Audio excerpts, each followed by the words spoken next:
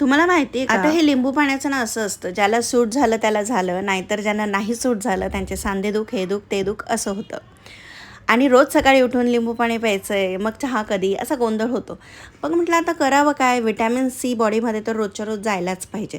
आणि आता वातावरण पण बदलतंय आणि अशा मार्केटमध्ये लिंबू पण थोडेसे स्वस्त आहेत. म्हटलं चला लिंबूचं लोणचं करूयात आणि मस्तपैकी चमचाभर रोज ताटात घ्यायचं. व्हिटॅमिन सीची कमतरता पूर्ण होणार. मग बाजारातून आणले लिंबू. आता तुम्ही म्हणाल की वर्षभरासाठीचं साठवण्याचं लोणचं एवढूसच कसं काय? तर असं नाही आहे. आधी पण करून झालं होतं, पण मी शूट नव्हतं केलं. मग आत्ता आई परत करत होत्या, तर म्हटलं चला शूट करूयात. 2-3 तास लिंबू पाण्यात भिजत ठेवले. त्यानंतर स्वच्छ पुसून फोडी करून घेतल्या आणि बाकीचा लिंबूचा रस टाकायचा आहे.